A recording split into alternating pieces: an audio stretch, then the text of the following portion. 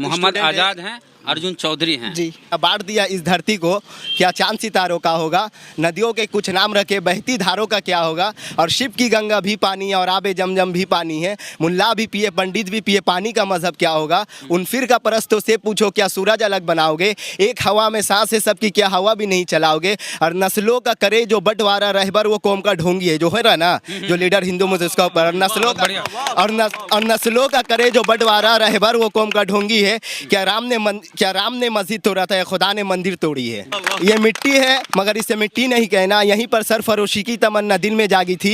यहीं पर अशफाक उल्लाह खान ने एक तारीख लिखी थी। यहीं सजदे किए हमने, यहीं पर सर कटाए हैं, यहीं पर गोलियां खाई, यहीं पर घर लुटाए हैं। तुम्हें मालूम तो होगा सलीबोदार पर हम थे, कभी तोपों की जद में थे, कभी तलवार पर हम थे, कभी आज़ाद की सूरत तो कभी टीपू की सूरत में। सदा कुर्बानियाँ देते रहे हम हर एक वक्त में। ये मिट्टी है मगर मैंने इसे मिट्टी नहीं समझा, मगर अफसोस लोगों ने मेरा जज्बा नहीं समझा। यहाँ कुछ लोग मुझसे पूछते हैं शहरियत मेरी, बही खातों में क्या लिखी हुई है हैसियत मेरी। चलो मैं तो बता दूंगा मुझे इतना तो बतलाओ, चलो मैं तो बता दूंगा मुझे इतना तो बतलाओ। तुम्हारी क्या हकीकत है ज़रा सा मुझको समझाओ। अरे पूछने वालों, तुम्हारी जहनियत क्या है, तुम्हारी हैसियत क्या है, तुम्हारी शहरियत क्या है। बताओ तो ज़रा मुझको किधर के हो, कहाँ के हो। सबूत अपना तो दो पहले कि तुम हिंदुस्तान के हो। बताओ तो ज़रा मुझको कहाँ के हो, किधर के हो। सबूत अपना तो दो पहले कि तुम हिंदुस्तान के हो। तासुब ने आखिर को अंधा कर दिया साहब, वतन के भाईचारे को भी गंदा कर दिया साहब। मगर अब साफ सुन लीजिए, ना अब तकसीम होंगे हम, ना अपना धर्म छोड़ेंगे, ना ही तरमीम होंगे हम। यह हर एक हिंदू मुसलमान सिख ईसाई का भारत है। सभी हम भाई भाई, ये हर एक भाई का भारत है। साउथ हावड़ा विधानसभा क्षेत्र है और यहाँ पर कुछ युवा हैं, इनसे बात करेंगे कि इनकी क्या राय है। 10 तारीख को चुनाव है, क्या राय है जी। नाम बताइए पहले। जी मेरा नाम अर्जुन चौधरी है। अर्जुन चौधरी जी, बहुत बढ़िया नाम है। चलिए बताइए रीजन कौन और क्यों। जी देखिए, हमें हमारे देश को चाहिए विकास। हाँ ठीक है, तो विकास के लिए सबसे पहले हमें चाहिए कि सही पार्टी चुनना। हाँ जो कि मोदी जी 5 साल से आए हैं, हम उनको ख़राब नहीं कहेंगे, किसी भी प्राइम मिनिस्टर को बोलना भी नहीं चाहिए। एक एजुकेशन के हिसाब से हम लोग देखेंगे काम किसने और क्या बेटर किया है। जैसे कि सबसे पहले प्राइवेटाइजेशन की बात करते हैं हम, ठीक है। तो मोदी जी 5 साल में आए हैं, अब 7 साल हो गया, लगभग 7 साल हो गया लगभग उनका। तो वो 5-7 सालों में उन्होंने क्या किया, सबसे पहले मुद्दा प्राइवेटाइजेशन, जो कि इसमें हमारे जो गरीब जनता जैसे हम लोग भी गरीबी में आते हैं, तो उन लोगों को ज़्यादा तकलीफ होती है। अब जैसे हमारे तो प्राइवेट हो रहा है तो लोग कहते हैं ना, इसका आप जवाब दीजिएगा। जी, मोदी जी के समर्थक कहते हैं कि सरकार का काम है सरकार चलाना, सरकार का काम बिजनेस करना नहीं है, इसलिए सरकारी बिजनेस जितना है उसको बेच दो। जी यही एक्यूरेट आप बोले हैं, ठीक है। जैसे कि मान लीजिए कि अब 100 रुपये ट्रेन का भाड़ा है, अब यहाँ पे प्राइवेट होगा यहाँ पे ट्रेन का, तो प्राइवेट होने के बाद ये क्या होगा, जहाँ पे हमारी सरकार हमारे 100 रुपये टिकट लेती थी बिहार जाने के लिए, अब उस पर सरकार तो प्राइवेट को बेच दिया है। अब गरीब जनता क्या करेगी उस पर। इसको अच्छे से उदाहरण हम दे सकते हैं आपको। जी कहिए आप पटना से जी चलिए रांची जाइए, जी बस में बैठ के जाइए तो कितना लगता है, और ट्रेन में बैठ के जाइए तो कितना लगता है। जी इससे पता चलेगा कि कई गुना ज़्यादा किराया प्राइवेट में लगता है। जी है ना। मोदी के समर्थक बोलते हैं कि सरकारी कर्मचारी काम नहीं करते हैं, इसलिए भाई प्राइवेट कर दो, प्राइवेट कर्मचारी बहुत काम करते हैं। हाँ आप बताइएगा इस पर। तो हम बोल रहे जो सरकारी बोल रहे अगर काम नहीं करते वो लोग अपना ड्यूटी में मतलब बैठा रहते, तो सरकार प्राइवेट को देंगे, वो चाहते कि प्राइवेट ठीक कर देगा अगर उसके पास जाए, तो वो काम तो ये सरकार में खुद रह के भी तो कर सकते हैं, ज़रूरी नहीं प्राइवेट करना। और प्राइवेट अभी आपको भी लगता है कि सरकारी कर्मचारी काम नहीं करते हैं। नहीं, ऐसा नहीं लगता हमको। अगर सरकारी फौज लोग कौन है, आर्मी में कौन लोग हैं, सरकारी बीएसएफ में कौन है, सरकारी उसी के बदौलत बंगाल पुलिस में कौन है, वही सरकारी है सब। लॉकडाउन में इलाज कौन कर रहा था आपका? सरकारी। सरकारी अस्पताल जा रहे थे कि प्राइवेट? सरकारी हॉस्पिटल। आप सरकारी कॉलेज में पढ़ना चाहते हैं कि प्राइवेट कॉलेज में? सरकारी कॉलेज में। तो फिर प्राइवेट कॉलेज में पढ़ने जाइए। अब जब आपको लगता है कि सरकारी प्रोफेसर नहीं पढ़ाएंगे, वो हम नहीं, वो तो सरकार कह रहे हैं ना, सरकार कर रहे हैं प्राइवेट, तो हम लोग क्या चाहते हैं। मोदी के समर्थक बोलते हैं कि हमको भाई चाहिए सब कुछ प्राइवेट वाला, प्राइवेट कॉलेज में एडमिशन कराइए। सरकारी IIM IIT में क्यों जाना चाहते हैं लोग? अगर ऐसा बोले तो क्यों सबका विकास का, सबका साथ सबका विकास बोलते, तो बोले कि सिर्फ हम लोग जो बिजनेसमैन है उसको बढ़ाएंगे, गरीब को नहीं बढ़ाएंगे। वो लोग जब इस वर्ड्स को जब लेते हैं, अगर सब प्राइवेट कर रहे हैं, अगर आज वो अंबानी अडानी ये सब को जब बेच रहे, जहाँ हमारा रेलवे जो इंडिया का शान था उनको प्राइवेट कर रहे हैं। एक टाइम में वो बोले थे कि वो मेरा जान है, वो मेरा मिट्टी, हम उसको नहीं बेचेंगे। आप लोग मीडिया आप जानते होंगे, वही वर्ड के इस्तेमाल आज बेच रहे। तो मतलब अगर देखा जाए तो हम लोग का पहली बार ऐसा प्राइम मिनिस्टर है, किससे ज़्यादा झूठ आज तक तक कोई नहीं बोला। हाँ जी। 15 लाख नौकरी। आपका क्या नाम है? मोहम्मद आज़ाद। अरे मोहम्मद स्टूडेंट है। आज़ाद हैं, अर्जुन चौधरी हैं। जी अच्छा, दोनों हिंदू मुस्लिम हैं। जी, हाँ। मिल के रहते हैं ना आप? जी जी, हम लोगों में बहुत सारे भाईचारा है, एक साथ ही पढ़ते हैं हम लोग। पढ़ते भी एक साथ हैं। जी हाँ, लड़ाई झगड़ा नहीं करते। बिल्कुल ही नहीं। ममता दीदी कैसी लगती हैं आपको अर्जुन? जी ममता दीदी कैसी लगती है? वो देश का बहुत ही अच्छे माने जो एक स्टेट को जिसको चलाना बोलता है वो इसी मतलब अच्छे तरीके से वो चलाती है। देश को अगर कैसे चलाना चाहिए वो हमारे दीदी से जानना चाहिए। किस क्लास में आप पढ़ते हैं? जी मेरा फाइनल ईयर हुआ है इस साल। अच्छा, ग्रेजुएशन। जी। आप भी फाइनल? नहीं, मेरा पॉलिटिकल साइंस ऑनर्स कर रहा, फर्स्ट सेमेस्टर में अभी हम। अच्छा, अभी फर्स्ट सेमेस्टर। वोट देंगे इस बार? जी नहीं, इस बार मेरा आ रहा है, अभी आ जाएगा। 18 साल हो? जी जी। आप देंगे? जी हम देंगे। अच्छा, और कोई बोलेंगे इधर? यूथ, युवा। और एक बात हम बोलना चाह रहे हैं कि जो अभी का जो सरकार है, अगर पॉलिटिक्स हम खुद पढ़ते हैं पॉलिटिकल साइंस से, तो इसमें बोला गया कि कोई भी मजहब से लेकर पॉलिटिक्स नहीं करना चाहिए, क्योंकि India is a secular country.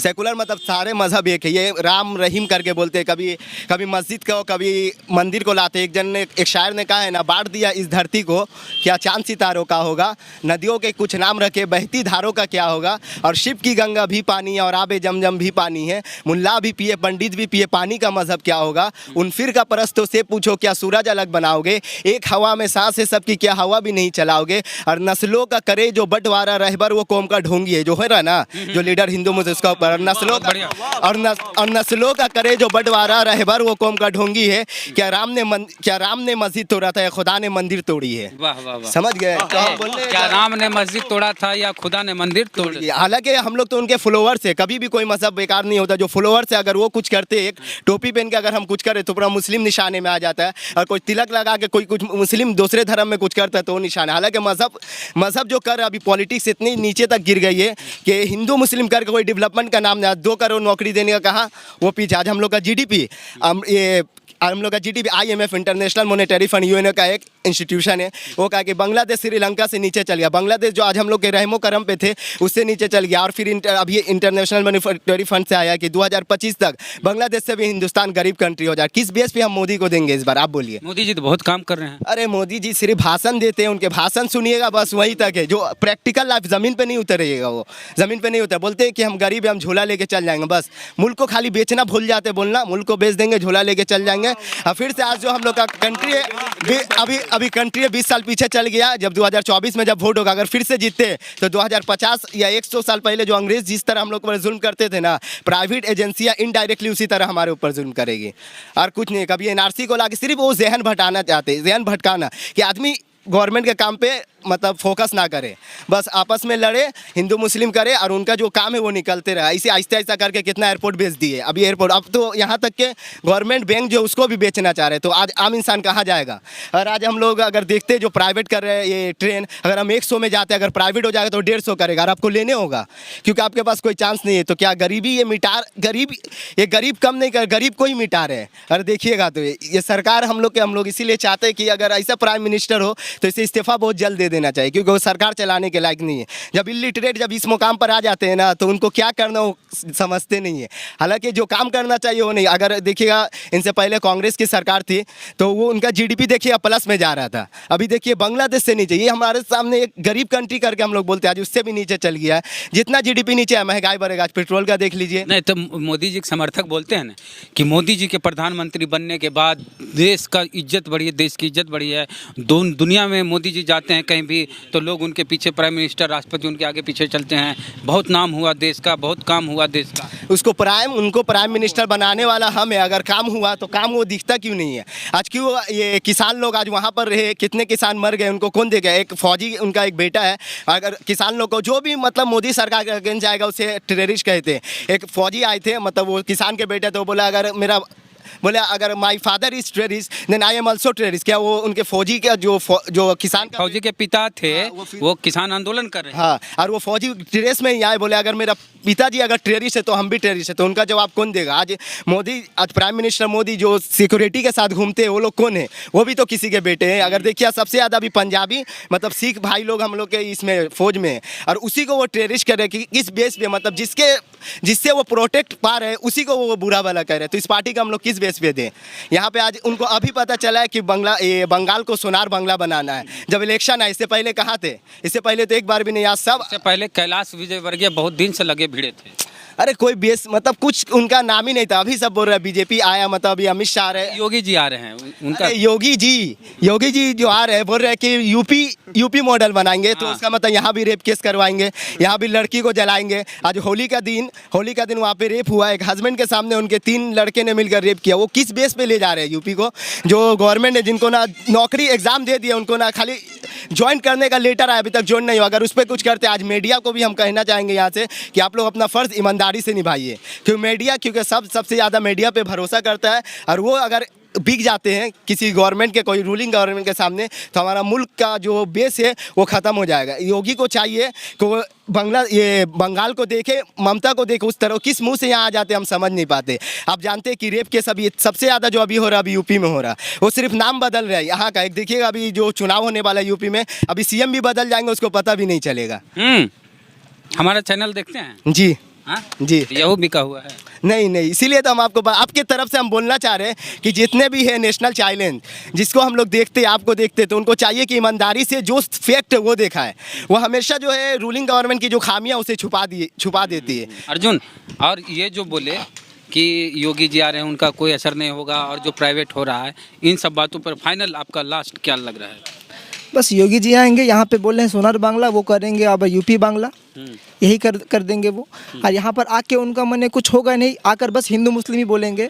यहाँ पर ये बंगाल मतलब क्या, ये हिंदू मुस्लिम का एक भाईचारा स्टेट है, तो वो आकर के यही भी कर देंगे, पूरा मुस्लिम अलग, एक हिंदू अलग। आप एक भी उनका भाषण सुने हैं कि नहीं हमारे मुस्लिम भाइयों, ये आप सुने ही नहीं होंगे। हाँ, योगी जी के बारे में बहुत गहरी बात के बारे में ही मैं कह रहा हूँ कि अगर योगी जी आए हैं, एक बार भी उन्होंने नहीं कहा कि हमारे जितने भी हिंदू भाइयों या मुस्लिम भाइयों, आप इन्हें सुने ही नहीं होंगे, कभी भी नहीं। मैं तो सुना ही नहीं एक बार भी, हो सके कि और किसी ने सुना नहीं, मुझे नहीं पता, पर उन्होंने मुस्लिम के हित में 1% भी नहीं कहा। मैं हिंदुज़्म हूँ, ठीक है ना, पर उनकी धार्मिक किताबों को पढ़ता हूँ, मैं धार्मिक किताबों को पढ़ता हूँ, इसलिए मैं उसके बारे में पता है कि नहीं कि। पर यहाँ पे सबसे भाई आज़ाद भाई ने सबसे एक चीज़ इंपॉर्टेंट कहा है कि जो माथे में जो टोपी पहनते हैं, लेकिन जो नॉन मुस्लिम है वो सिर्फ देखते हैं कि टोपी पहनने वाला क्या कर रहा है, और उसके बेस पे बनाकर पूरे मुस्लिम कौम को बदनाम कर देते हैं। पर ऐसा नहीं करना चाहिए। आप उसे मत देखिए, आप देखिए कि उसका रिलीजन क्या है, उसके पीछे क्या है असलियत।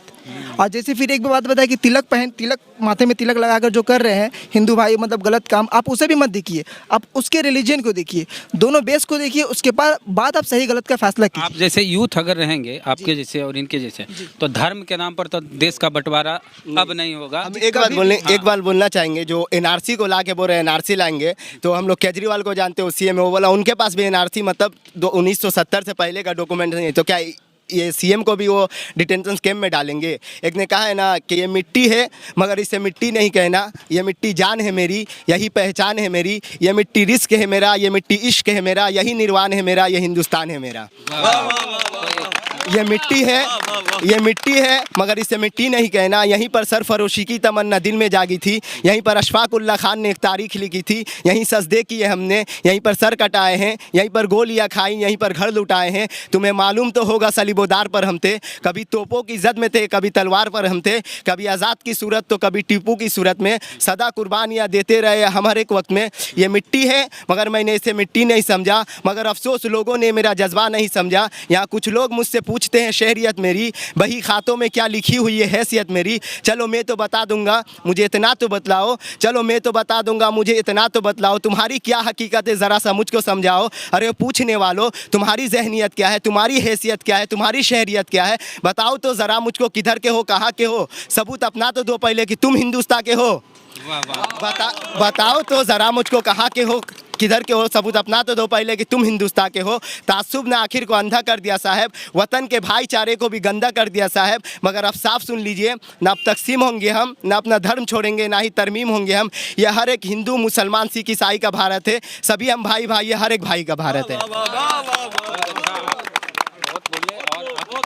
ऐसे युवा अगर रहे तो देश कभी धर्म के नाम पर नहीं बटेगा, ना ही धर्म के आधार पर चुना होगा। आज़ाद जी बहुत शुक्रिया, अर्जुन भाई बहुत बहुत शुक्रिया बातचीत के लिए। आपको इनकी बातचीत से कैसी लगी बताइएगा ज़रूर कमेंट बॉक्स में। और फेसबुक पे वीडियो देख रहे हैं, पसंद आया वीडियो तो शेयर कीजिए, पेज को लाइक फॉलो नहीं किए तो कर लीजिए। यूट्यूब चैनल पर हमारा वीडियो देख रहे हैं ये तो लाइक कीजिए, कमेंट कीजिए, बताइए प्रतिक्रिया अपनी, और हो सके तो व्हाट्सअप वगैरह पर शेयर कीजिए पेज, और यूट्यूब चैनल को सब्सक्राइब नहीं किए तो कर लीजिए, बेल आइकन जरूर दबाएँ। चलते हैं, जय भीम, जय भारत, जय बंगाल बंगला जी जय बांग्ला जय बांग्ला खेला हो में